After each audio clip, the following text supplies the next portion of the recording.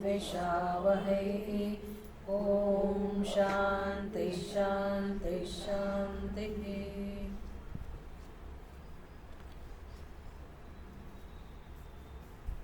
ॐ नमो भगवते वैवस्वताय मृत्यवे ब्रह्मविद्याचार्याय नचिकेतसे च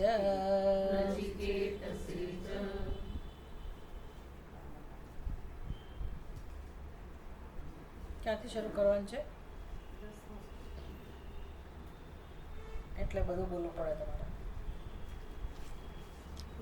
કયો ખંડ? અધ્યાય પહેલો,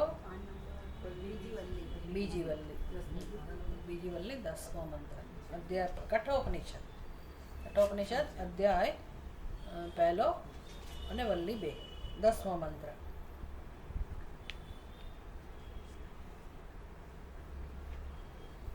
આ તો થઈ ગયો છે.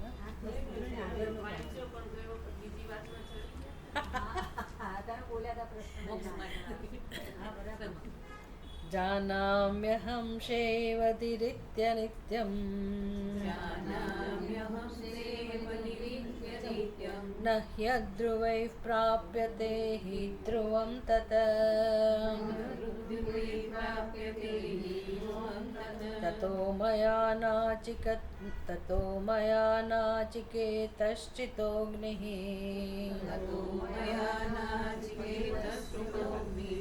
अनित्ये द्रव्ये प्राप्तवानस्मि नित्यम्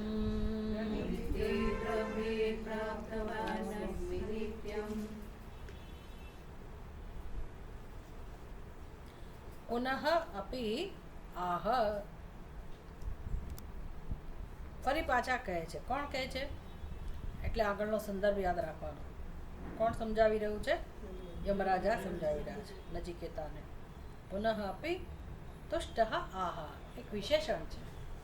તુષ્ટ યમરાજા, તુષ્ટ મૃત્યુ, આહ. સંતુષ્ટ થયેલા યમરાજા ફરી પાછા નચિકેતાને કહે છે. એટલે આ બધી નચિકેતાની પ્રશંસા પણ છે. પોતાની ક્યાં કચાશ રહી ગઈ એ પણ નિખાલસતાથી યમરાજા કહે છે. અને સાથે સાથે આપણને શીખવાડે છે. આપણને મેઇન વસ્તુ તો એ જ છે કે આપણને માર્ગદર્શન આપવું. એટલે આખી જે સંસારની વ્યવસ્થા છે, જીવનની જે ખરી વિટંબણા છે, એ બધી સમજાવી રહ્યા છે યમરાજા. અને નચિકેતા કેવી રીતે પરીક્ષામાંથી પાસ થઈ ગયો અને એણે સિદ્ધ કર્યું કે એ બ્રહ્મ વિદ્યાનો યોગ્ય અધિકારી છે. એટલે નૈષાતર્કેણ મતિરાપને આગળના શ્લોકમાં જે કહું કે ભાઈ આ મતિ એટલે કે આત્મજ્ઞાન એ માત્ર તર્કથી પ્રાપ્ત થાય એવું નથી. એટલે ગમે તેટલો વિદ્વાન હોય, ગમે તેટલો પંડિત હોય, તો પણ એ પોતાની સ્વતંત્ર બુદ્ધિથી, સ્વતંત્ર વિચારથી આત્મજ્ઞાન, પોતાના સ્વરૂપને જાણીને મોક્ષ મેળવી ના શકે. એટલે આ બહુ સમજવા જેવું છે કે આત્મજ્ઞાન માટે શાસ્ત્રની શરણાગતિ અને ગુરુની શરણાગતિ, એટલે 4 કૃપાનું મહત્વ છે આત્મજ્ઞાન માટે, મોક્ષ માટે. કે ભાઈ ભગવાનની કૃપા હોય, અને ભગવાનની કૃપા છે એ પણ ઉપનિષદ સમજાવે છે. જંતુ નામ નર જન્મ દુર્લભમ. જન્મ તો સસ્તો છે, જન્મવાનું તો છે જ, છૂટકો જ નથી. જ્યાં અજ્ઞાન છે ત્યાં જન્મ તો છે જ, પણ ક્યાં જન્મ થશે, કેવા શરીરમાં, કેવું શરીર મળશે એ નક્કી નથી. એટલે જંતુ નામ, જંતુ એટલે જે જન્મે છે નામ જંતુ. પછી માખી વચ્ચરે જંતુ જ કહેવાય, સિંહ વાઘ પણ જંતુ જ કહેવાય, મનુષ્ય પણ જંતુ જ કહેવાય ખરેખર. જે જન્મેલા છે નામ જંતુ. જંતુ નામ નર જન્મ દુર્લભ. જંતુઓમાં મનુષ્યનો જન્મ, નર એટલે પુરુષ નહીં સમજવાનો, નર એટલે મનુષ્ય. મનુષ્યનો જન્મ મળવો એ અત્યંત દુર્લભ વસ્તુ છે, આવું શાસ્ત્ર કહે છે. પછી મનુષ્ય તો ઘણા જન્મે છે આજકાલ. અમુક કોમ્યુનિટીમાં તો આમ જથ્થા બહુ બધી વસ્તી હોય. તેથી શું, એટલે એમાં પછી વિવેક ચૂડામણીમાં શંકરાચાર્ય શીખવાડે કે ભાઈ એમાંય તમને એ જમાનાની વાત છે કે ભાઈ પુરુષનો જન્મ મળે, બ્રાહ્મણ તરીકે જન્મ મળે, પછી પુરુષનો જન્મ મળે, વિપ્ર હોય. બધી પ્રશંસા માટે છે કે જેથી તમે બ્રહ્મ વિદ્યા સરળતાથી પ્રાપ્ત કરી શકો. પણ આપણે નર જન્મમાં સમજી લેવાનું કે એક તો આપણે અહીંયા હિન્દુ તરીકે, પછી તમે હિન્દુ હો પણ અમેરિકામાં જન્મ્યા હો તેમાં કંઈ ઠેકાણા ના હોય. એના સંસ્કાર, અહીંના સંસ્કાર અને ત્યાંના સંસ્કાર જુદી વસ્તુ છે આખી. એટલે આવી ભૂમિમાં પુણ્યભૂમિમાં જન્મ્યા હોય અને હિન્દુ તરીકે જન્મ્યા હોય અને પછી એમાં આ પ્રકારનો ઉપનિષદનો સંપર્ક થવો એ બ્રહ્માંડમાં સૃષ્ટિમાં અત્યંત દુર્લભ વસ્તુ છે. જંતુ નામ નરજન્મ દુર્લભમ, પછી મનુષ્યત્વમ, મુમુક્ષુત્વમ અને મહાપુરુષ સંશય. મનુષ્યનો જન્મ થવો, પછી મુમુક્ષુત્વમ, આપણી અંદર મોક્ષની ઈચ્છા પ્રગટ થવી. મોક્ષની ઈચ્છા બધાની અંદર હોય છે પણ પ્રગટ નથી થતી.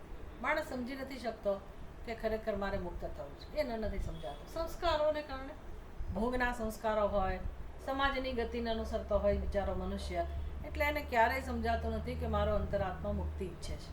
પણ જ્યારે આપણને જે જન્મમાં જે પણ નિમિત્તથી, માની લો કે દુઃખના ઢગલે ઢગલા પડ્યા તો પણ વાંધો નથી, પણ અંદરથી માણસ જાગી જાય, અંતઃકરણની ઈચ્છાનો અને પરિચય થાય, એ બહુ મોટી મહત્વની વસ્તુ છે.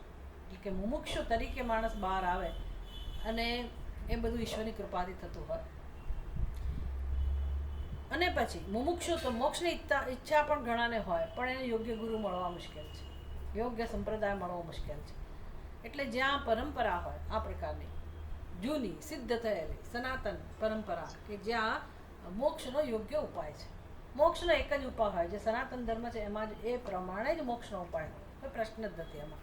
અને બીજા બધા શાસ્ત્રો, બીજા બધા સંપ્રદાયોનું મૂળ આપણા વેદ જ છે. સહયજ્ઞ પ્રજા સૃષ્ટવા, ભગવાને જ્યારે સૃષ્ટિ ઉત્પન્ન કરી ત્યારથી જ આ વેદ સર્જાયેલા છે. એટલે કોઈએ વેદ બનાવેલા નથી. એટલે આપણે એ દ્રષ્ટિએ અભિમાન નથી કરતા કે અમે વેદ બનાવેલા છે હિન્દુઓએ અને મહાન છે, એવું નથી. આ સૃષ્ટિના સર્જનની સાથે જ ઉત્પન્ન થયેલી વસ્તુ છે, ભગવાનનું સર્જન છે. અને માટે એમાં પૂરતું માર્ગદર્શન છે મનુષ્યના જીવન માટેનું. તો આટલી વસ્તુ થઈ, મનુષ્યત્વમ, મુમુક્ષુત્વમ, અને પછી ઈશ્વર કૃપાથી આપણને ગુરુ મળે, મહાપુરુષ સંશય. કોઈ પણ વ્યવસ્થા કે જ્યાં વેદનું આપણને જ્ઞાન પ્રાપ્ત થાય, ઉપનિષદનું જ્ઞાન પ્રાપ્ત થાય, એવી વ્યવસ્થા આપણને મળે, એ ઈશ્વરની કૃપા છે. શાસ્ત્રની કૃપા પછી આપણને એમાં રસ પડે, એ અતિ મહત્વની વસ્તુ છે.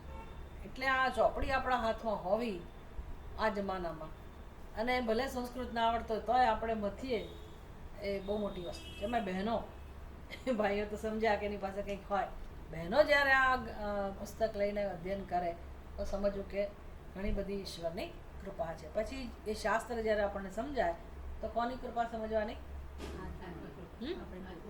ના, શાસ્ત્ર સમજાય, શાસ્ત્રનો અર્થ સમજાય. તમે ભૂલી ગયા 4 કૃપા. ઈશ્વર કૃપા એટલે આપણને મનુષ્યનું શરીર મળ્યું અને આ બધી વ્યવસ્થા મળી. પછી ગુરુ કૃપા, એવા ગુરુ મળ્યા કે જે શાસ્ત્રમાં રસ લેતા કરે. સમજ પડી? પોતાની આજુબાજુ ફેરવે એવા નહીં કે તમે આખી જિંદગી મારી જ સેવા કરો, મારી જ આજુબાજુ રહો, એવો નહીં. આપણને શાસ્ત્રમાં ભણતા કરે કે ભાઈ આમાં શું કરું છું. એટલે આપણા હૃદયમાં જે રુચિ ઉત્પન્ન થાય, રસ ઉત્પન્ન થાય, અને આપણે શાસ્ત્રમાં જોઈએ, શીખીએ, વિચાર કરીએ, અને શાસ્ત્રમાં જે વિચારો હોય એ વિચારો આપણા બને, અને આપણને વસ્તુ સમજાય કે ભાઈ શાસ્ત્ર અરીસા જેવું કામ કરે છે. અરીસા શું કામ કરે?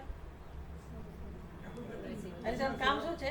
આપણું મોઢું બતાવે. તો આપણને શેમાં રસ છે? અરીસામાં રસ છે કે મોઢું જોવામાં રસ છે? મોઢું જોવામાં રસ છે. અરીસો ઉપયોગી છે મોઢું જોવામાં, ખરો ને? આપણને આપણા ચહેરામાં રસ છે. અને અરીસો એવો હોવો જોઈએ કે જે આપણો જેવો ચહેરો છે એવો બતાવે. નહીંતર જાત જાતના અરીસા આવતા હોય છે. તમે પેલી વાટિકામાં જાઓ તો એ તમે જાડા તગડા દેખાવ, ઊંચા દેખાવ, તો મનોરંજન માટે બરાબર છે. ઘરમાં કોઈ ના રાખે. કોઈ મને એમ કહે કે તું જાડી પાડી છે તો ગમે એવો અરીસો ના રાખીએ. બહુ વધારે પડતો આમ દેખાડે કે હા આપણી જે બધી ડાઘ ડગી હોય કે બીજી બધી વસ્તુઓ હોય એ દેખાડે, એવો અરીસો ના ચાલે. માપનો, ભાઈ આપણને ગમે એવો ચહેરો દેખાડે એવો જ અરીસો આપણને ગમે. એટલે અરીસો શું કામ કરે? ચહેરો દેખાડવાનો. શાસ્ત્ર શું કામ કરે છે? આપણું આત્મ સ્વરૂપ. આ અરીસો આ ચહેરો દેખાડે, શાસ્ત્ર શું દેખાડે? કે તમે કોણ છો. આપણી વાત કરે કે તમે ખરેખર કોણ છો. અને બુદ્ધિથી જોવાની વસ્તુ છે, આંખથી જોવાની વસ્તુ નથી. એટલે જ્યારે સમજાય શાસ્ત્રના શબ્દો ત્યારે કોની કૃપા થઈ? શાસ્ત્રની. શાસ્ત્ર આપણે ત્યાં જડ નથી, અને આપણે સાક્ષાત સરસ્વતી કહીએ છીએ. ભલે એ ગ્રંથ હોય, આપણે એના પર પગ મૂકતા નથી કોઈ દિવસ, આપણે એને સરસ્વતી સમજીએ. આજે મેં એક વિડીયો જોયો, સુપ્રીમ કોર્ટના કોઈ જજ, કે શું છે એનું નામ ભૂલી ગયું, જુકાજુ કે સમથિંગ, કાજુ કંઈક નામ હતું. ના ના ના એ તો છે જ પણ કાજુ કાજુ એવું કંઈક નામ છે. હા હા કાજુ. એણે કહ્યું કે હું તો ગાયનું માંસ ખાઉં છું. હું તો ખાઉં છું. હું તો કેરાલા ગયો ત્યાંય લોકો ખાય છે અને આખી દુનિયામાં બધા દેશના નામ લીધા કે બધે એમ કે ગાયનું માંસ ખવાય જ છે. ગાયમાં બીજા પ્રાણીમાં શું ફેર છે? કૂતરાને જે એને બીજા બધા પ્રાણીઓ કયા બકરાને જે કે એની જેમ ગાય છે કે તમે શું આ હિન્દુઓ દેવી દેવી મંડી પડ્યા છો, ગાય માતા કહો છો? નોનસેન્સ કે બધા લોકો તમને મૂર્ખ કહે છે દુનિયાની બહાર. આપણો એનો જ માણસ, એને આપણી સંસ્કૃતિનું જ્ઞાન નથી. એ સમજાય ગયું કે આપણા મનમાં ગાયનું શું સ્થાન છે. એટલે આ ભણતરનું જે કહેવાય ને કે ખાલી જે શુષ્ક જ્ઞાન છે એનો આ નમૂનો છે. આવી વાતો કરનારા આપણી સંસ્કૃતમાં આપણે સ્વીકારી શકીએ એવું? આપણે ના સ્વીકારી શકીએ. આપણા માટે ગાય માતા એટલે માતા. આમાં ગમે તેટલા બકવાસ કરે તો આપણા મનમાં જે ભાવ છે એ ભાવના દૂર નથી થવાની. એટલે હિન્દુઓની મૂડી છે, આપણી સંસ્કૃતિનો આ પ્રભાવ છે. હા ભલે પછી ગાય મારતી હોય આમ કરતા તમે એને દૂર રહો બરાબર છે, અને તમે રખડતા ના રાખો એ બધી વ્યવસ્થા હોવી જોઈએ. પણ બધા માંસ ખાય છે એટલે મારે રીતે ગાયને મારીને માંસ ખાવા માટે ગાયનો ઉપયોગ કરવાનો એ નોનસેન્સ. આવું બધું જે શિક્ષણ છે અહીંથી પ્રાપ્ત થાય છે. એટલે એ જ શિક્ષણ પ્રાપ્ત થાય છે એ વેદ આપણા માટે સાક્ષાત સરસ્વતી છે. પછી ન્યૂઝપેપરનો ટુકડો હોય તો આપણે પગ નથી મૂકતા. જનરલી આપણે ના મૂકીએ.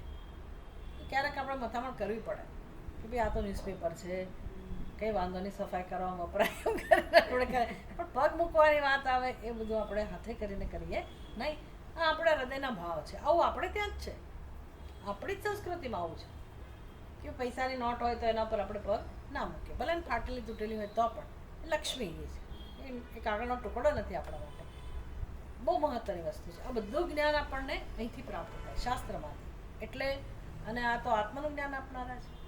તો એ જ્યારે આપણી બુદ્ધિમાં અને પાર્વતી દેવીને જ્યારે શિવજી ઉપદેશ આપે છે ગુરુ ગીતામાં, ત્યારે કહે છે કે ભાઈ યથા દેવે તથા ગુરો, યસ્ય દેવે પરાભક્તિ યથા દેવે તથા ગુરો, કે જેની પરમાત્મામાં પરમ પ્રીતિ છે, પરમ ભક્તિ છે, જેવી ભક્તિ પરમાત્મા માટે છે એવી જ ભક્તિ જેને ગુરુ માટે છે.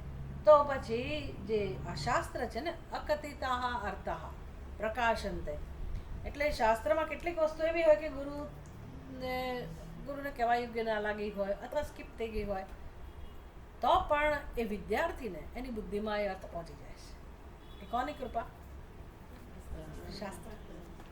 ગુરુમાં શ્રદ્ધા છે ને, પણ એ શ્રદ્ધાના પરિણામે શાસ્ત્રમાં જે કહેવામાં આવેલી વસ્તુ છે એ એની બુદ્ધિમાં પ્રગટ થાય છે. ગુરુની કૃપા તો ખરી જ ખરી, પણ સાથે સાથે શાસ્ત્રની કૃપા. એટલે આપણે જેમ શાસ્ત્રની સાથે વધુ ને વધુ રહીએ, ચિંતન મનન કરતા રહીએ, તો આ શાસ્ત્ર આપણી બુદ્ધિમાં પણ પ્રકાશિત થાય છે. 3 કૃપા થઈ. ચોથી કૃપા હવે તમે કહી શકો કઈ કૃપા છે? બધું છે મારા જીવનમાં, એક જ ખૂટે છે, મારું મન તૈયાર થતું નથી, મારો અહંકાર મને સાથ આપતો, મારો નિર્ણય થતો નથી. નિર્ણય જો આ માર્ગે થતો જ ના હોય, અધ્યયન કરવાનો જ નિર્ણય ના થતો હોય, તો નિષ્ઠા તો બહુ દૂરની વાત છે. નિષ્ઠા માટે મારી આત્મકૃપા જ જોઈએ કે હું કોણ છું એ સ્વીકાર કરવા માટે. એમાં મારે જેને કહે ને કે જેમ રસગુલ્લા નહીં, તમારા ગુલાબજાંબુ તમે બનાવીને પેલી ચાસણીમાં નાખો તો પછી ધીરે ધીરે ધીરે ધીરે પહેલાં તો એ મોળા હોય ને, ચાસણીમાં નાખ્યા પછી એ બધો મધુર રસ એની અંદર શોષે ને, પછી બસ જેટલી મધુરતા આવવાની હોય એટલે આવી જાય તો સ્થિર થઈ ગયા. પછી એમાં કંઈ તમે એમાં વધારો કરવાની જરૂર નથી. એ ભરપૂર મીઠાશથી પોતાના સ્થાનમાં સ્થિત થાય. એમાં આત્મજ્ઞાનમાં નિષ્ઠા આવતી જાય પછી આપણે બ્રહ્મરૂપે સ્થિર થઈએ. આવી પ્રક્રિયા છે. પણ એના માટે કઈ કૃપા જોઈએ? બધું કૃપા છે, પણ હું મારા સ્વરૂપમાં સ્થિર થવા ઈચ્છું તો, મને બ્રહ્મ માટે પ્રેમ હોય તો. અધરવાઇઝ ભગવાને બધું આપ્યું પણ હું મારે કરવું હોય એ જ કરું. શું કરીએ? ભૂખ લાગે તો આપણે એમ કહીએ શું કરીએ? ગમે તેવો દુઃખદ પ્રસંગ બન્યો હોય તો રોતા રોતા ખાઈએ તો છીએ જ ને. કોઈ ઘરની ગૃહિણી, ઘરમાં કોઈક વડીલનું મૃત્યુ થયું, પછી હવે ગૃહિણી બિચારી બહુ દુઃખી છે, બહુ રડે, બધું કરે, પણ તો એ સવાર પડે, બીજો દિવસ થાય એટલે રોતા રોતા પછી એ ચા બનાવે, કારણ કે ચા એની રોજની ટેવ છે. તો શું કરે, ચા નહીં પીવે? પીવે તો ચાલુ જ રહે છે કે નહીં? માથું દુખે તો પછી પણ હવે ના પીવાય, આટલું દુઃખ હોય તો કંઈ ચા થોડી પીવાય, પીવે જ છે ને, કે એની જરૂરિયાત છે. એમ આ ભોજન, મનનો ખોરાક એ આપણી જરૂરિયાત છે એવું સમજાય તો ગમે તેવા પ્રસંગોમાં પણ આપણે આને છોડીએ નહીં. એવો નિશ્ચય થાય ત્યારે સમજવાનું કે આત્મકૃપાની શરૂઆત થઈ. પછી નિષ્ઠા માટે તો જે કૃપા જોઈએ તો પૂછો જ નહીં. આવો નિશ્ચય થાય એના માટે ભગવાનને પ્રાર્થના કરવી પડે કે ભગવાન મને હવે સદબુદ્ધિ આપ, મારા મનમાં જિજ્ઞાસા ઉત્પન્ન કર, આ કર તે કર, કહેવું પડે. અને ન ગમે તો તમારે સત્સંગ ચાલુ રાખવો પડે વર્ષો સુધી, કારણ કે થોડા મારી મારીને કોણ આપણને કહેવાનું છે? શું કામ કોઈ કહે? આજકાલ તો કહી જ દે, યુટ્યુબ ઉપર જોઈ લો ને ભાઈ, બધા બહુ પ્રવચનો ચાલે છે, લાઈન બંધ, જેટલા સમજાય એટલું તમારું જોઈ લો તમે. કોઈ આપણને એવું કંઈ શિક્ષણ ના આપે, પડે નહીં. એટલે એ અધ્યયન કોને કહેવાય? ગુરુ શિષ્ય પરંપરા કોને કહેવાય? કે જ્યાં આપણને શિક્ષણ પ્રાપ્ત થાય અને બધું જ અવેલેબલ હોય, બધું જ ઉપલબ્ધ હોય. કળિયુગમાં આ ઉપલબ્ધ હોય છે. પહેલાંના જમાનામાં તમારે જંગલમાં જવું પડતું. કોઈ જ ગુરુઓ, કોઈ ઋષિમુનિઓ ઘરે શીખવાડવા આવે નહીં. કળિયુગનો આ એક ફાયદો છે ને, કે આપણે જ્યાં છીએ ત્યાં આપણને બધું શીખવા મળે છે. ઠીક છે, એટલે ફાયદા પણ છે ને ગેરફાયદા પણ છે. એટલે યમરાજા અત્યંત તુષ્ટ છે. આવા તુષ્ટ થયેલા યમરાજા કહે છે કે જે યોગ્યતા જોઈએ વિદ્યાર્થીમાં, એ યોગ્યતા તારી અંદર છે. તું એવો સત્યધૃતિ છે. અને આપણે ગયા ક્લાસમાં જોયું, આમ યમરાજા એક આમ જેને કહેવાય ને કે સમષ્ટિમાં એક પોતાની પ્રાર્થના વ્યક્ત કરે છે, સમષ્ટિમાં મૂકે છે પોતાનો વિચાર કે ગમે તે યુગની અંદર પણ તારા જેવો વિદ્યાર્થી ગુરુને પ્રાપ્ત થાય, અથવા તો તારા જેવો શિષ્ય, તારા જેવો પુત્ર શિષ્ય રૂપે પોતાના પિતાને પ્રાપ્ત થાય. જો પિતા શીખ્યા હોય તો, પિતા શીખ્યા હોય તો ઓફકોર્સ જરૂર એ પોતાના પુત્રને સારામાં સારી રીતે શિક્ષણ આપી શકે. પણ હવે તો આ જમાનામાં તો એ વસ્તુ જ ના રહે. કોઈક જ હોય એવા કે જે પિતા પોતે શીખ્યા હોય. એટલે એવા ગુરુને આવો શિષ્ય પ્રાપ્ત થાય એ વિશે એમણે વ્યક્ત કરી. અને પછી કહે છે કે હે નચિકેતા, આ સમષ્ટિમાં, આ સંસારમાં શું વ્યવસ્થા છે? તો કે જે કંઈ છે, જે પણ મનુષ્ય જે કંઈ ભોગવી રહ્યો છે વર્તમાનમાં, સ્ત્રી હોય કે પુરુષ હોય, જે જ્યાં છે, જે પણ પદને પ્રાપ્ત થયો છે, ગરીબ હોય, પૈસાદાર હોય, ભણેલો ના ભણેલો હોય, માતા હોય, પિતા હોય, વોટ એવર, સુખી હોય, દુઃખી હોય, સફળ હોય, નિષ્ફળ, જે જ્યાં છે એનું કારણ શું છે? એના પોતાના કર્મ. એટલે કે મેં જે કર્મો કર્યા હોય એ કર્મનું ફળ મને મળે, અને એ પ્રકારે મારા જીવનમાં મારી સ્થિતિ બનતી જાય ધીરે ધીરે. અને બધા માટે આ જ નિયમ લાગુ પડે છે. અને દરેક જીવ કર્મફળની ઈચ્છાથી જ કર્મ કરે છે. ખરું, દરેક જીવની ઈચ્છા પૂરી કરવા માટે દરેક વ્યક્તિ કર્મ કરે છે. એટલે કર્મફળમાં જે રસ છે એને કારણે મનુષ્ય જાત જાતના પદ પ્રાપ્ત કરે છે. ઉપાસના પણ કરે મનુષ્ય, કારણ કે એની ઈચ્છા પૂરી કરવી છે. તો મેં પણ ઉપાસના કરી હતી. કઈ ઉપાસના કરી હતી? નાચિકેત અગ્નિ ચિતઃ અગ્નિ, નાચિકેત અગ્નિ. એટલે હવે એ જમાનામાં કે યમરાજાના સમયમાં નાચિકેત અગ્નિ નહોતો, તો આપણે હવે ઓળખીએ છીએ અગ્નિને. અગ્નિ એટલે યજ્ઞ, જે યજ્ઞને ઓળખીએ છીએ, જે આ ઉપનિષદમાંથી આપણને જેનું પ્રાપ્ત થયું, જે યજ્ઞનું જ્ઞાન, જે નચિકેતાનું બીજું વરદાન હતું, અને જે યજ્ઞને નામ મળ્યું નાચિકેત અગ્નિ, એની વાત છે. એટલે એ જમાનામાં ભલે નાચિકેત અગ્નિ નામ ના હોય, પણ યજ્ઞ તો હોય જ. એટલે યમરાજા કહે છે મેં યજ્ઞની ઉપાસના કરી હતી, અનુષ્ઠાન કર્યું હતું. શેના માટે? શ્રેષ્ઠ ફળ મેળવવા માટે. તો જગતનો જે આ નિયમ છે, જાનામિ અહમ શેવદિહિ ઇતિ અનિત્યમ, તમે ગમે તેટલું મહાન કર્મ કરો, યજ્ઞયાગાદિ કરો, ઉપાસના કરો, તો એનું જે ફળ મળશે ગમે તેટલું શ્રેષ્ઠ હોય તો પણ નાશવંત હશે. એટલે બ્રહ્મલોકમાં જઈએ તો પણ એ નાશવંત રહેવાનું જ.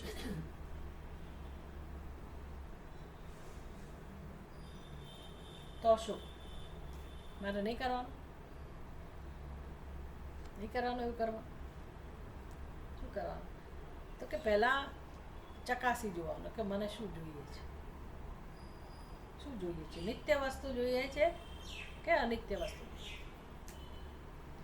આ મહાન કર્મોથી જે મહાન ફળની ઈચ્છા હોય એ પણ સુખની જ ઈચ્છા હોય ને, પણ એ કર્મફળનું સ્વરૂપ કેવું છે? અનિત્ય, આવનારું ને જનારું, નાશવંત છે. કર્મનું ફળ, ઉપાસનાનું ફળ પણ આવનારું ને જેના સુખ તો હશે જ, પણ એ સુખ કેવું છે? નાશવંત. એટલે બધા સુખ માટે જ કરે છે. જે કોઈ જ્યાં પણ જે રીતે કર્મ કરે છે બધા સુખ માટે જ કરે છે, પણ એ સુખ એટલે કેવું?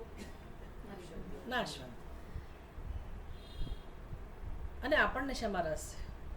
અનિત્ય સુખમાં રસ છે કે નિત્ય સુખ? નિત્ય સુખ.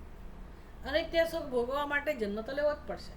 પછી એમાં જરા તરા ક્યાંક ક્યાંક સુખ મળે, પણ પછી મોટે ભાગે દુઃખ હોય દરેક અવસ્થામાં. અને બુદ્ધિમાન મનુષ્ય, વેદાંતનો વિદ્યાર્થી, એને આટલી ક્લેરિટી આવી જવી જોઈએ કે અનિત્ય સુખ, ક્ષણિક સુખ પણ આત્મામાંથી જ આવે છે. સુખ અન્યથી આવતું જ નથી. તો પછી સુખ જેનો સ્વભાવ છે એને જ ના મેળવું? હું શું કામ કર્મફળ દ્વારા સુખ મેળવું? પ્રાણાયામ આમ કરો તો સહેલા પડે કે પછી આમ હાથને હું આમ લઈ જાઉં ગોળ ફેર પછી કરું? કઈ રીતે પ્રાણાયામ કરવા જોઈએ? દ્રાવિડી પ્રાણાયામ આમ હાથ કરીને આમ લઈ આવો અને પછી પ્રાણાયામ કરો, એ કરવાનો કે સીધો પડે યાર? તો આત્મામાંથી જ સુખ મળતું હોય અને એ સમજી શકાય એવું છે. ખાલી શાસ્ત્ર કહે છે એવું નહીં. આત્મા એક જ જ્ઞાન સ્વરૂપ છે, આત્મા એક જ ચૈતન્ય સ્વરૂપ છે, બાકી બધું અનાત્મા છે, દ્રશ્ય છે, જળ છે. તો જરા તરા સુખ આવતું હોય તો પણ ક્યાંથી આવતું હોય? આત્મામાંથી. અને આત્મા નિત્ય છે, તો પછી એ નિત્ય સુખને જ હું શું કામ ના માનું? એના માટે શું કામ પસંદગી ના કરું? યમરાજા ચૂકી ગયા. યમરાજા ચૂકી ગયા આ વસ્તુ. એણે આ પદ ભોગવવા માટે પેલા યજ્ઞનું અનુષ્ઠાન કર્યું. એટલે કર્મફળમાં રસ હતો એમને, અને કહે છે કે જો એ મને અત્યારે જે પદ પ્રાપ્ત થયું છે તો બહુ સારું પદ છે, નિત્ય જેવું જ છે ઓલમોસ્ટ. નિત્ય શબ્દ જ વાપર્યો. હવે આ તો ભાષ્યકાર ના હોય તો આપણને સમજ જ ના પડે. ભાઈ નિત્ય તો આત્મા જ છે, અને યમરાજાનું પદ ક્યાંથી નિત્ય થઈ ગયું? એ કહે છે કે આ નિત્યમ પ્રાપ્તવાનસ્મી અદ્રવ્યૈ અનિત્યૈ દ્રવ્યૈ. અનિત્ય દ્રવ્યથી પ્રાપ્ત થતું ફળ પણ કેવું હોય? અનિત્ય. અને એ મને મળ્યું છે. પણ અનિત્ય દ્રવ્યથી પ્રાપ્ત જે થાય એ અનિત્ય હોય, પણ અહીંયા કયા શબ્દ વાપરે છે? નિત્ય. તો આપણને શું સમજ પડે? એટલે આ તો ભાષ્યકાર છે, સંપ્રદાય છે, બધા સમજાવે કે નિત્ય શબ્દ એ પ્રાવાહિક સત્યત્વ, પ્રાવાહિક નિત્યત્વ, એવું નિત્યત્વ છે. જેમ કે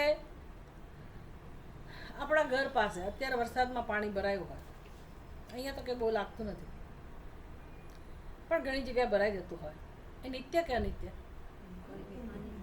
અનિત્ય. ખરો કે? અનિત્ય. સુકાઈ જવા, તડકો આવે એટલે સુકાઈ જવા. પણ ગંગાજીનું પાણી નિત્ય. પણ પછી ગંગાજીનો પ્રવાહ નિત્ય કે મારો આત્મા નિત્ય? ભાઈ સરખા? ભાઈ સરખા? એ વેદાંતમાં તમારે ઊંડા ઉતરવું પડશે કે શું કરશું હવે? ગંગાજીનો પ્રવાહ એ નિત્ય છે અને આત્મા નિત્ય કહે છે, બંને સરખા? શ્રુતિ તો કહે છે આત્મા એક જ છે,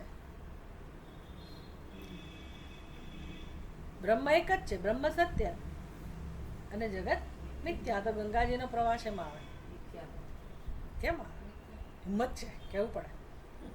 ગંગાજીના પ્રવાહને મિથ્યા કહેવા માટે હિંમત જોઈએ. ના ના, પણ મિથ્યા કહેવાની હિંમત જોઈએ ને. ગંગાજીને તમે મિથ્યા કહો છો, આપણે ના સ્વીકારી શકીએ. જો વિરોધ જન્મે મિથ્યાનો કે ભાઈ ગંગાજીને મિથ્યા કેમ કહો છો, તો એનો અર્થ કે મિથ્યા શું એ આપણે સમજ્યા નથી. ગંગાજીનો પ્રવાહ મિથ્યા છે, પણ ગંગાજી જેને કારણે વહી રહ્યા છે અથવા તો ગંગાજીના રૂપમાં જે વહી રહ્યો છે બ્રહ્મ, એ મિથ્યા નથી. સમજ પડી? એટલે બ્રહ્મ તો એક જ છે અને બ્રહ્મ સત્ય છે. તો જે ગંગાજીનો અધિષ્ઠાન છે બ્રહ્મ, એ જ મારું તમારું અધિષ્ઠાન છે, એ એક જ છે, એ નિત્ય છે. અને પેલું પ્રાવાહિક નિત્યત્વમ કહેવાય. પ્રલય થાય ત્યાં સુધી વ્યવસ્થા હોય, પછી ફરી પાછું જતું રહે. આવું છે. એટલે નિત્ય શબ્દનો આવો અર્થ થયો. જાનામી અહમ શેવદેહિ નિધિ કર્મફલ લક્ષણ નિધિ ઇવ પ્રાર્થ્યતે ઇતિ.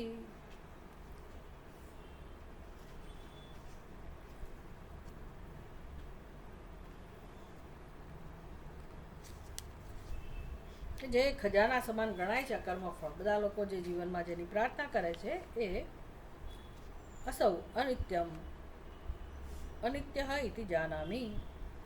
એ હું સમજી શકું છું. યમરાજા કહે છે કે હવે મને સમજાય છે કે આ શ્રેષ્ઠમાં શ્રેષ્ઠ પદ પણ વાસ્તવમાં અનિત્ય છે.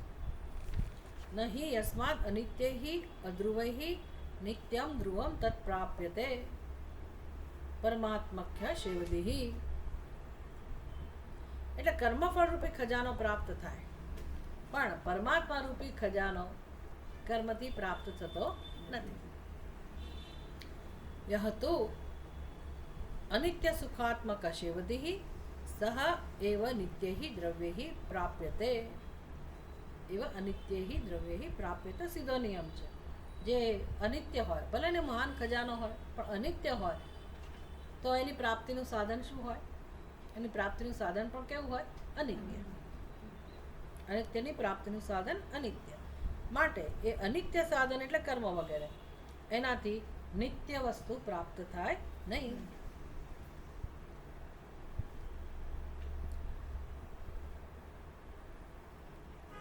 યતઃ તતઃ તસ્માત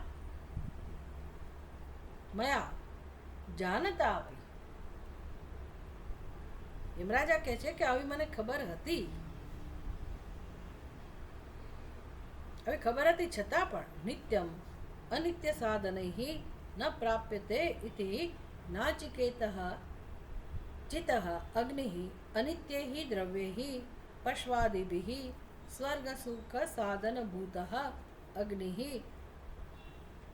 નિવર્તિતઃ ઇત્યર્થઃ. યમરાજા કહે છે મને આવી ખબર હતી તો પણ મેં મારા જીવનમાં અનુષ્ઠાન શેનું કર્યું? તો કયા યજ્ઞનું? કયા યજ્ઞનું? નાચિકેત યજ્ઞનું. હવે એ અગ્નિ ક્યારે થાય? એ યજ્ઞ કેવી રીતે એનું અનુષ્ઠાન થાય? યજ્ઞ તમે ક્યારે કરી શકો? એક તો પહેલાં તમારી પાસે દ્રવ્યો જોઈએ. યજ્ઞ આમ નામ ના થાય, દ્રવ્ય જોઈએ. તમે નાનકડો યજ્ઞ, ધારો કે ઘરે કંઈક ગીતાનું પારાયણ રાખ્યું, કે પેલી કઈ તમારી પૂજા શું હોય છે, પૂર્ણિમાના દિવસે તમે શું કરતા હોય છો? હા, સત્યનારાયણની પૂજા ધારો કે તમે રાખી, તો એ સત્યનારાયણની પૂજા હોય કે ગમે તે હોય તો આમ નામ થાય છે. બધી વ્યવસ્થા કરવી પડે ને પહેલેથી. પહેલાં તો સરખો રૂમ તમારો બનાવો, પછી લોકોને કહો, પૂજારીને બોલાવો, પેલા શાસ્ત્રીજીને બોલાવો, બધા દ્રવ્યો ભેગા કરો. નાનકડું એવું મસ્ત અનુષ્ઠાન કરવું હોય તો પણ તમારી પાસે સાધન સામગ્રી જોઈએ. એટલે યમરાજે આટલો મોટા યજ્ઞ અનુષ્ઠાન કર્યું તો કહે છે કે મેં આ બધા દ્રવ્યોનો સહારો લીધો અને એમાં પશ્વાદિભિઃ, દરેક યજ્ઞમાં પશુની આહુતિ અપાતી હોય.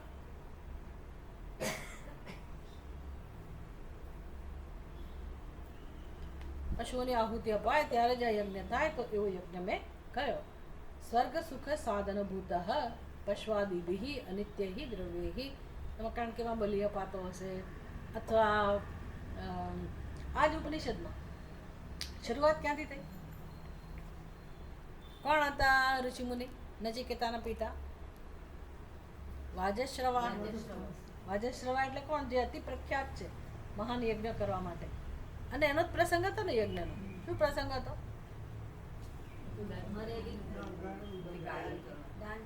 યજ્ઞના અંતમાં દક્ષિણા રૂપે ગાયો અપાઈ રહી હતી. એટલે પશુની જરૂર તો પડે જ ને.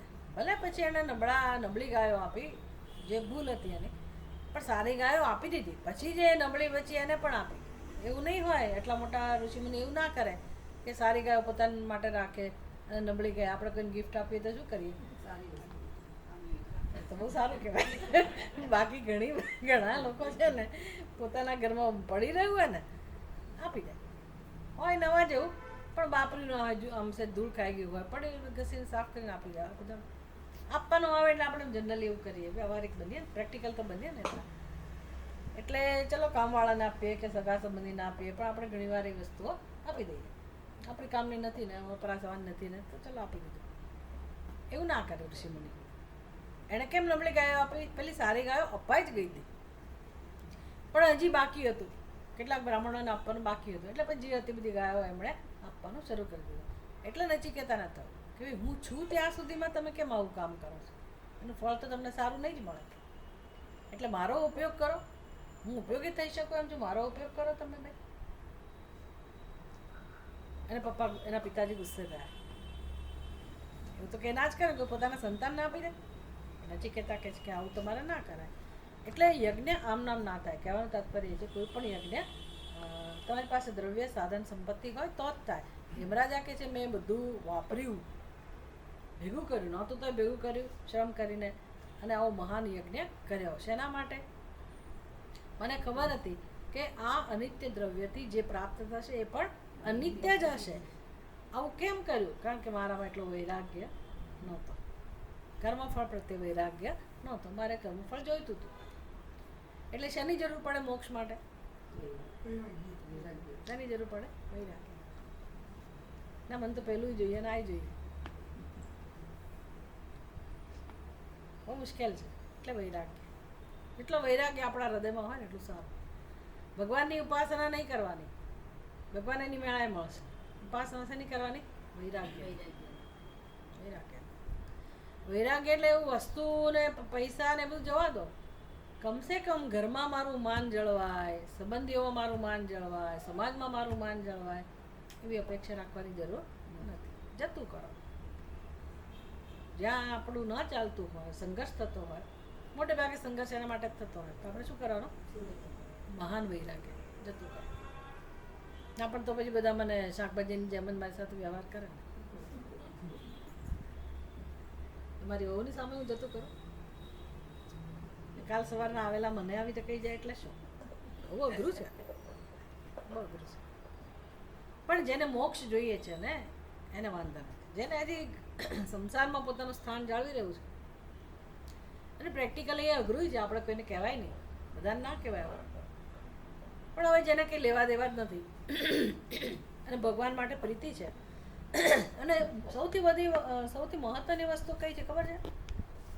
જેને સમજાયું છે, જેને સમજાયું છે કે પરમાત્માની પ્રાપ્તિની વચ્ચે શું આવે છે, મોક્ષની પ્રાપ્તિની વચ્ચે આવે છે શું? હું અને મારું, બરાબર? અહંકાર, અહમ અને મમ. તો પછી આમે મારે છોડવાના છે. એ જ આવે છે, ખાલી છોડવાનો જ એક માર્ગ, સાધન છે પરમાત્માની પ્રાપ્તિ માટે. અને મને પરમાત્મામાં જ રસ હોય તો હું સહન કરી લઈશ.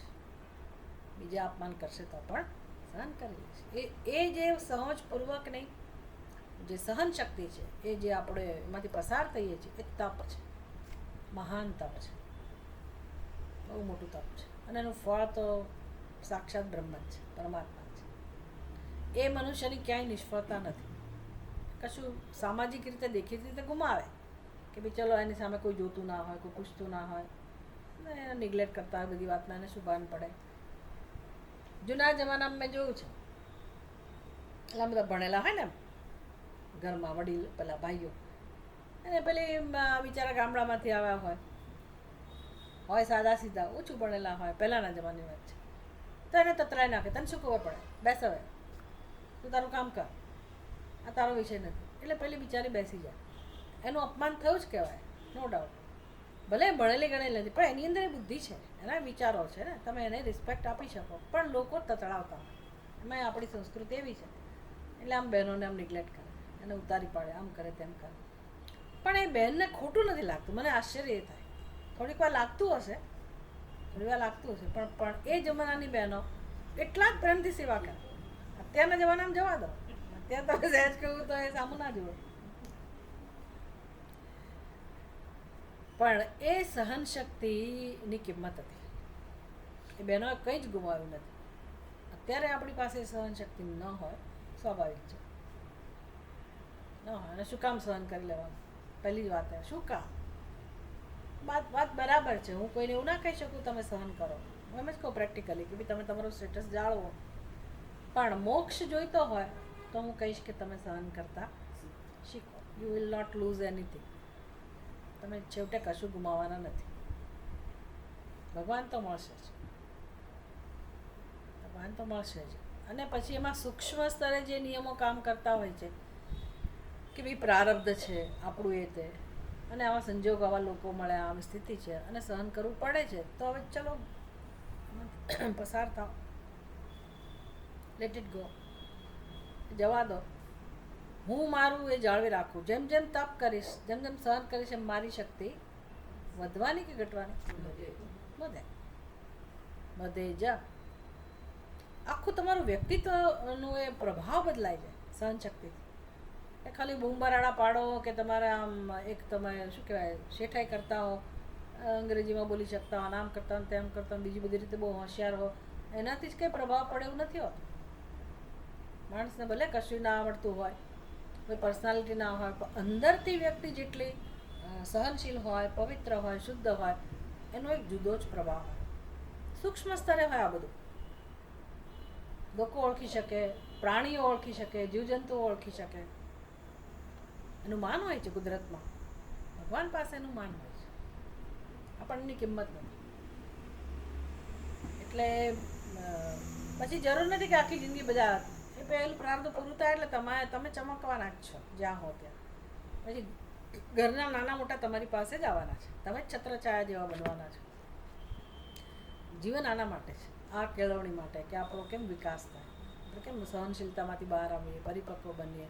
આ વૈરાગ્ય છે. વૈરાગ્યથી શરૂઆત થાય તો અંતમાં બ્રહ્મ મળે. હું કોણ છું એ જ્ઞાન પણ પછી થવાનું અઘરું નથી હોતું. યમરાજા કહે છે કે આ વસ્તુ હું ચૂકી ગયો, મને રસ પડ્યો આ પદમાં, એટલે મેં એ યજ્ઞનું અનુષ્ઠાન કર્યું. તેન અહમ અધિકાર આપન્ન નિત્યમ યામ્યમ સ્થાનમ સ્વર્ગાખ્યમ. નિત્યમ સ્થાનમ સ્વર્ગાખ્યમ. આ સ્વર્ગનું પદ મને મળ્યું. એટલે સ્વર્ગ એટલે નિત્ય, પણ મેં કહું એમ સરખામણી દ્વારા, અમુક દ્રષ્ટિબિંદુથી નિત્ય, આત્માની સમાન નિત્ય નહીં. નિયમ આપેક્ષિક પ્રાપ્તવાન, એટલે આને શું કહેવાય? આપેક્ષિક નિત્યત્વ. ભાઈ આપણા પૃથ્વી લોક કરતાં એ નિત્ય છે. પૃથ્વી ઉપર જે સુખ છે એના કરતાં આ દેવી દેવતાનું સુખ છે કેવું કહેવાય? નિત્ય. પણ તોય કંઈ ઉર્વશી રંભા કાયમ માટે ના હોય, એણે જોવું પડે.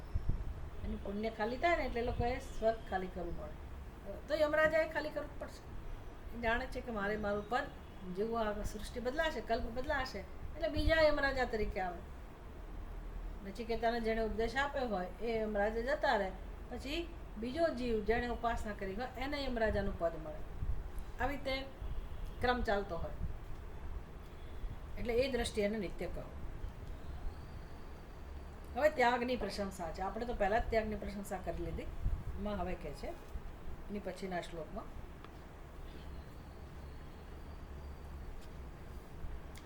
કામસ્યાપ્તિમ જગતઃ પ્રતિષ્ઠામ ક્રતોરનન્ત્યમ અભયસ્ય પારમ સ્તોમ મહદ્દુર્ગાયમ પ્રતિષ્ઠામ દૃષ્ટ્વા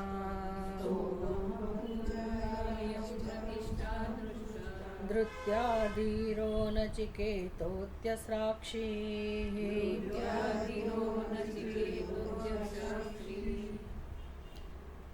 જો હું શબ્દ છૂટા પાડું છું. કામસ્ય આપ્તિમ જગતઃ પ્રતિષ્ઠામ ક્રતોઃ અનંત્યમ અભયસ્ય પારમ સ્તોમ મહદ ઉર્ગાયમ પ્રતિષ્ઠામ દૃષ્ટ્વા ધૃત્યા ધીરઃ નચિકેતઃ અત્યસ્રાક્ષી. એટલે યમરાજાએ પોતાની વાત તો કરી દીધી, હવે કોની વાત કરે છે? નચિકેતાની. યમરાજાએ પોતાની વાત શું કરી કે હું ચૂકી ગયો. એવું નહોતું કે યમરાજાને ખબર નહોતી. શું ખબર નહોતી? કે નિત્ય મોક્ષ જે નિત્ય છે, જે આત્માનો સ્વભાવ છે, એની પ્રાપ્તિનું સાધન કર્મ હોઈ શકે નહીં. આશ્રય કોનો લીધો? કર્મનો. અને મળ્યું શું? યમરાજાને શું મળ્યું? યમનું પદ મળ્યું, સ્વર્ગ મળ્યું. ખરું ને? એ નિત્ય છે કે અનિત્ય? અનિત્ય. એટલે પસ્તાઈ રહ્યા છે કે હું તો ભૂલી ગયો, ખબર હતી તોય હું આકર્ષણમાંથી મુક્ત થઈ શક્યો નહીં સ્વર્ગના, અને માટે મેં કર્મ કર્યું. પણ હે નચિકેતા, કામસ્ય આપતીમ જગત પ્રતિષ્ઠા, તે તો શું કામ કર્યું? તું તો અત્યંત બુદ્ધિમાન નીકળ્યો. ત્વમ તું કામસ્ય આપતીમ સમાપ્તિમ અત્રૈવ ઇહૈવ સર્વે કામાઃ પરિસમાપ્તાઃ જગતઃ સાધ્યાત્મદીભૂત અધિદેવાદેઃ પ્રતિષ્ઠામ આશ્રયમ સર્વાત્મકત્વાत्. એ નચિકેતા, તું તો બુદ્ધિમાન નીકળ્યો. તે શું કર્યું? તો કે ધૈર્ય ધારણ કર્યું. ધૃત્યા ધીરઃ, તે બહુ બહુ ધીરજ રાખ્યું. એટલે કે વિચાર કર્યો. કામસ્ય આપતીમ જગતઃ પ્રતિષ્ઠામ ક્રતોઃ અનંત્યમ અભયસ્ય પારમ. ભાઈ, ભોગની સમાપ્તિ. કામસ્ય આપતીમ એટલે સમાપ્તિ. આપતીમ એટલે સમાપ્તિ. ભોગ ભોગવીને કેટલા ભોગવવાના, ભોગનો અંત શું, ભોગની સમાપ્તિ શું? તો જગતઃ પ્રતિષ્ઠા, જગતની પ્રતિષ્ઠા. એક તો ભોગ, કેટલા ભોગવો તમે, ક્યાં કઈ સુધીની ઊંચાઈ સુધી જાઓ. જગતમાં બધા કરતા શ્રેષ્ઠ બન. જેમ કે અત્યારે મિલિયોનેર, જે તમારા ધનાઢ્ય લોકો હોય એનું લિસ્ટ હોય ને, સૌથી એક નંબરનો વિશ્વમાં ધનાઢ્ય કોણ, બીજું કોણ, ત્રીજું કોણ. તો આપણી આજુબાજુ હોય તો આપણે નજર દોડાવીએ તો ક્યાં નજર જાય? હમણાં કોના લગ્ન થયા?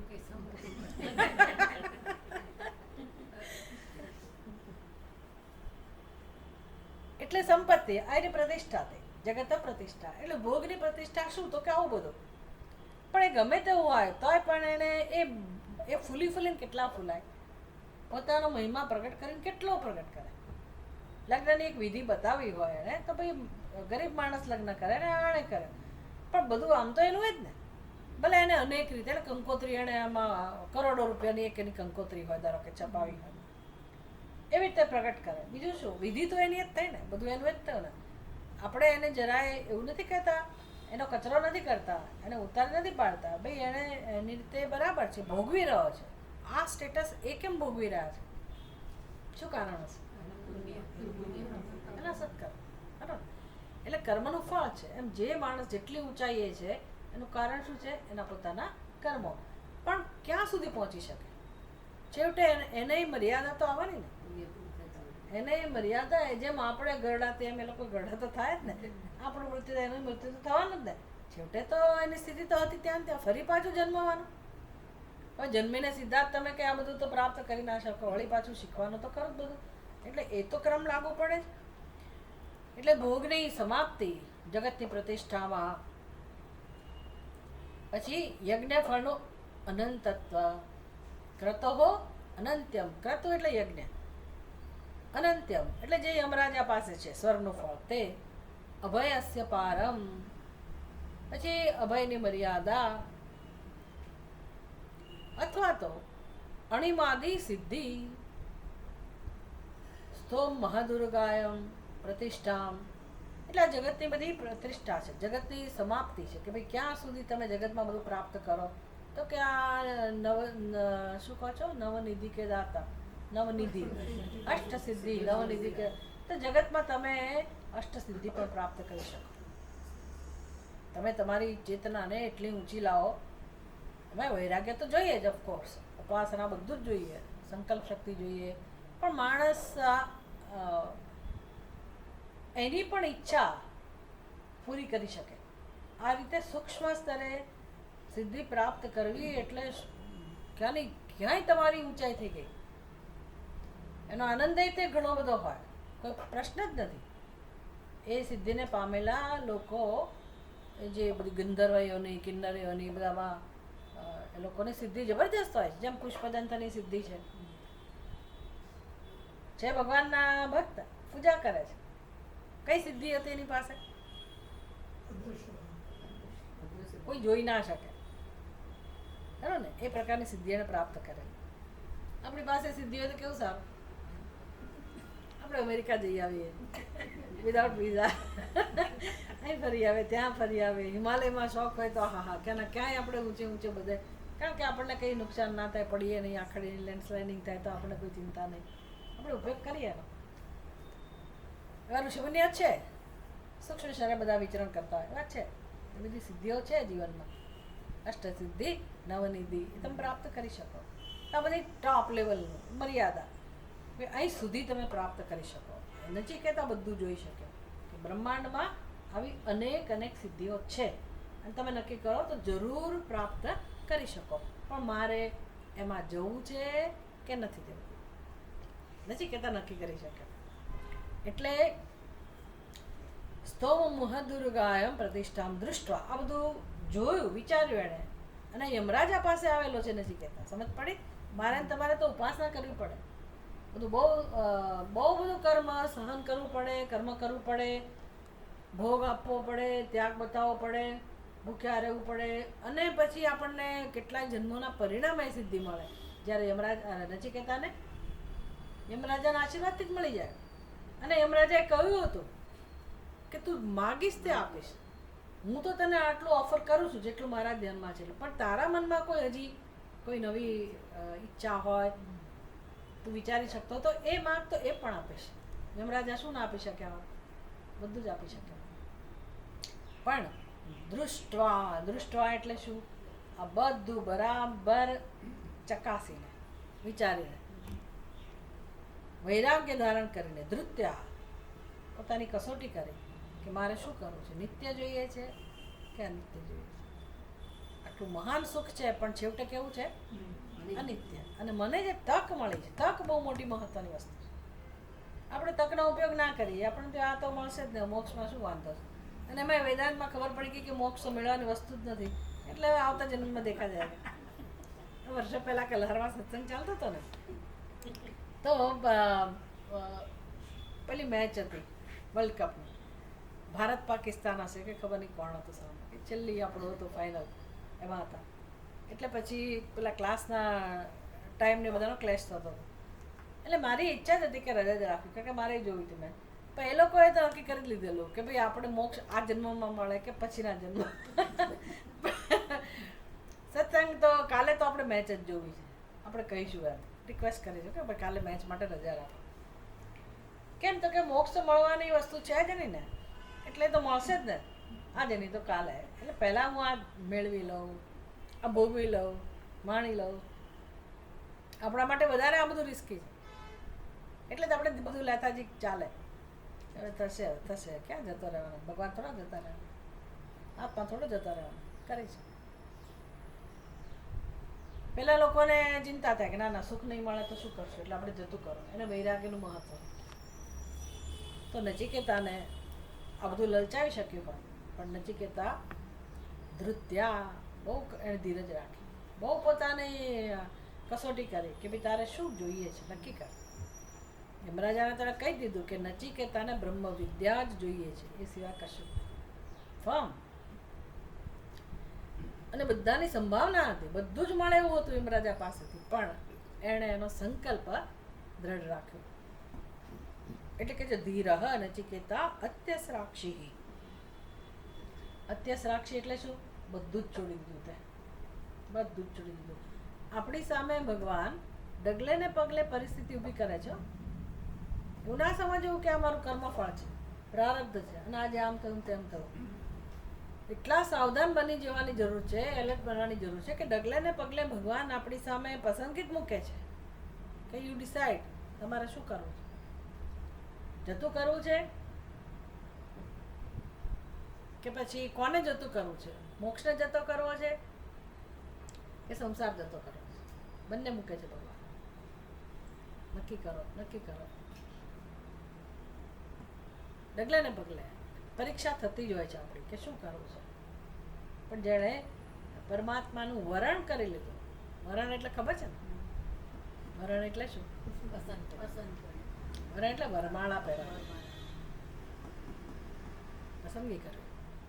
જેણે ભગવાનને વરમાળા પહેરાવી દીધી, હા, વરુ એનો પછી નામ બન્યું. વરુ એટલે લગ્ન, ખરું ને? અને વર્યા કહે ને એને પરણ્યા. ભગવાનને પરણો, ભગવાનને પરણો. મેરે તો ગિરિધર ગોપાલ એટલું પૂરતું નથી, દૂસરો ન કોઈ. આપણે તો મેરે તો ગિરિધર ગોપાલ તો ખરા, પણ પાછા બીજા બધા ખરા મારા, દૂસરો ન કોઈ. એમ આપણે મીરાબાઈ ના બની શકીએ, બરાબર છે, પણ બનવું તો પડશે આજે નહીં તો એક જન્મમાં, કે મારી પસંદગી એવી મજબૂત બને. અત્યસ્રાક્ષી એ નચિકેતા તે તો બધું છોડી દીધું. જગત સાધ્ય આત્મ અધિભૂતાધિ દેવા સ અધ્ય અધ્યાત્મ, પછી અધિભૂતા, પછી અધિદેવ આદેહે પ્રતિષ્ઠામાશ્રયમ સર્વાત્મકત્વાત. એટલે આ હિરણ્યગર્ભ પદ છે યમરાજાનું પોતાનું, જ્યાં જગતની સુખોની સમાપ્તિ થઈ જાય, પરાકાષ્ઠા, એવું જ્યાં પદ છે. અને સર્વાત્મક હોવાથી જેમાં અધ્યાત્મ, અધિભૂત અને અધિદેવો આ બધું પણ આવી જાય છે. આવું જે આશ્રય છે જેનો યજ્ઞનું અનંત્ય, અનંત ફળ, ક્રતોહો અનંત્યમ, એટલે યજ્ઞનું એવો યજ્ઞ કે જેનું ફળ અનંત્ય છે. અનંત્ય ફળ એટલે શું? સ્વર્ગ વગેરે.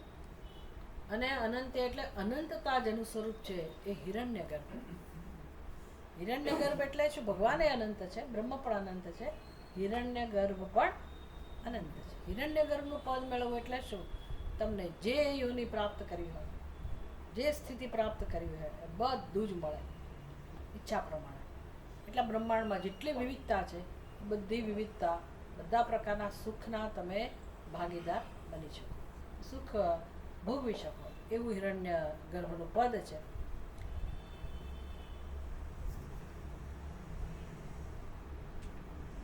પછી અભય, અભયમ પારમ, અભયસ્ય પારમ,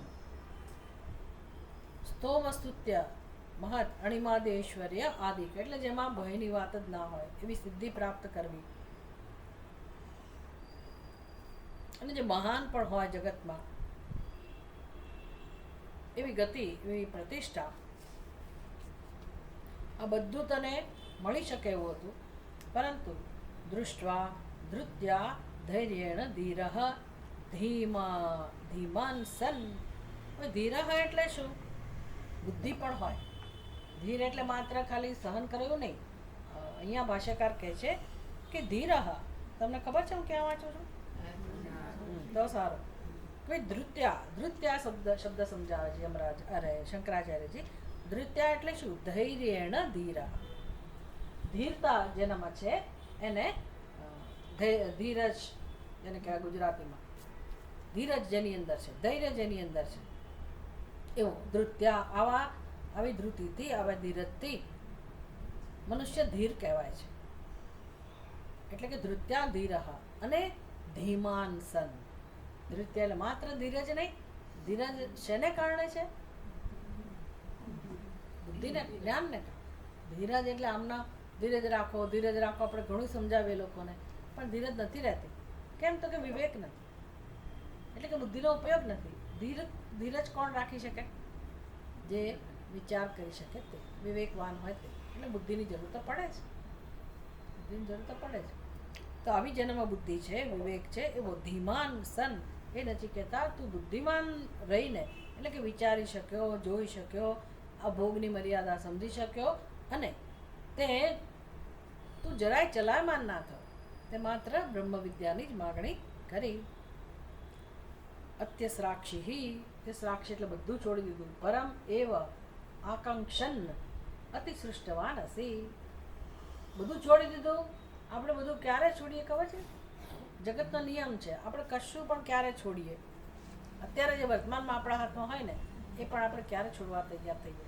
સ્વાભાવિક નિયમ છે સાયકોલોજીની દ્રષ્ટિએ પણ, અને આપણે સમજી શકીએ એ રીતે કે ભાઈ કોઈ પણ વસ્તુ તમે ક્યારે છોડી શકો. ખબર છે, મને કંઈક એનાથી ચડિયાતું મળે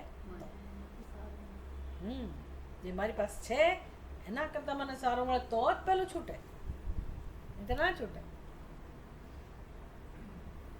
એટલે ઘર બદલીએ તોય આપણે જરા વિચારી લઈએ ને કે મને ગમશે કે નહીં. ભાડાના ઘરમાં જઈએ તોય જરા ગમે એવું ઘર હોય, નવું ઘર પોતાનું બનાવે તો પણ. એટલે જૂનું પછી બહુ સારું હોય તો જલ્દી છૂટતું નથી. એટલે કોઈ પણ વસ્તુ છોડવી હોય તો માણસ પાસે ચડિયાતું જોઈએ. હવે ખરેખર તો શું છોડવાની વાત છે? શું તમને જોઈતું હોય છે? સુખ જ જોઈતું હોય છે. માણસને સુખ જ જોઈતું. આ સમજાઈ જાય તો સારું કે વસ્તુઓ નથી જોઈતી, આપણને શેમાં રસ છે? સુખમાં. પછી આપણી બુદ્ધિ જ કહેતી હોય છે કે ભાઈ આ ગાડી, નવી ગાડી છે તો બહુ સરસ, પણ જૂની ગાડીમાં જે બધી વ્યવસ્થા હતી ને, આરામ હતો ને, મને જે સુખ મળતું હતું એવું અહીંયા નથી. એટલે કઈ પ્રિય થઈ? જૂનું. મોટે ઉપાડે પેલું વોશિંગ મશીન લઈ આવે કે રેફ્રિજરેટર લઈ આવે, સેમસંગ બધા બહુ વખાણ લઈ આવે.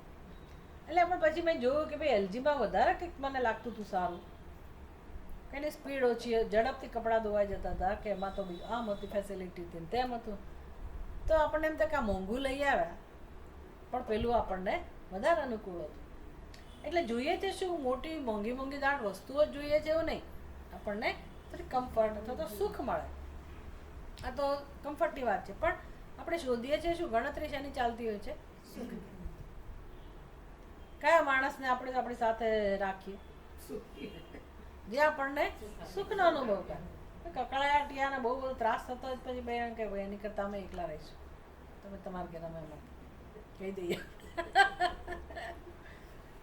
માણસને સુખ જ જોઈએ છે. પણ ધારો કે મળી જાય આપણને કે ભાઈ આ કામવાળી કરતાં સારી કામવાળી જે મને વધારે સુખનો અનુભવ કરાવી શકે એમ છે, કે આ વ્યક્તિ કે ઘર વોટ એવર, પણ જ્યાં મને સુખ વધારે મળે એને હું પકડું અને પહેલાંને છોડું ત્યારે જ, એ વગર ના છોડીએ. એમ ઉપાસના, ભક્તિ, સેવા, ચિંતન, મનન એ બધામાંથી જ્યારે આપણને સુખનો અનુભવ થવાનું શરૂ થાય, આ સત્સંગમાંથી ભલે કડવો લાગે, અઘરું લાગે, પણ ધીરે ધીરે ધીરે અંદર સ્પર્શે તો આ તો અમૃત છે, એમાં કોઈ શંકા જ નથી. અને બુદ્ધિને ચમકારો થાય, બુદ્ધિમાં ચમકારો થાય એટલી જ વાર છે, પણ લાગે કે આ વાત સાચી છે, મને સરળતાથી આમાંથી સુખ મળે એવું છે, અને મારા જ હાથમાં છે, મારાથી શક્ય છે, અને ઈશ્વર આમાં ક્યારેય નિષ્ફળતા આપતો જ નથી. આટલું બધી સરસ વસ્તુ છે, તો હું સંસારને મહત્વ આપું કે સત્સંગને? શું લાગે છે? સંસાર છૂટે કે ના છૂટે? જો અહીંયા રસ મળે તો પછી પેલો છૂટે કે ભાઈ કંઈ વાંધો નહીં, આટલું મહત્વ છે, ઘરમાં કામ છે, બધું છે, પણ હું આટલું જાળવી લઉં. એમ કરીને આપણે ઘરમાં એક નિયમ લીધો કે ભાઈ મારે શ્રાવણ મહિનામાં 1 કલાક જપ કરવા છે, કે શિવજીની પૂજા કરવી છે. એક સંકલ્પ લીધો. તમે કરતા જ હો છો ને ઘરમાં આવી રીતે રોજના જીવનમાં, તો તમને ક્યારે તમે દોડીને મહાદેવ પાસે જતા હશો, મંદિરમાં જળ ચડાવવા, ગમે તેવા સંજોગોમાં તમે ચૂકતા જ નથી. એવું ક્યારે માણસ કરતો હશે? એમાંથી જે આનંદ મળે છે એ ચડિયાતો છે. મારા ઘરના કામ ઘણાય મહત્વના છે, પણ મને સુખ મળે છે એ ચડિયાતું છે. શેનાથી? મહાદેવજીને મારે સમય કાઢવો પડે, શક્તિ વાપરવી પડે, હું શું કામ કરું? આ ત્યાગ થયો. મેં સંસાર છોડ્યો એટલા સમય માટે, પણ શું કામ છોડ્યો? મને ચડિયાતો રસ મળે છે.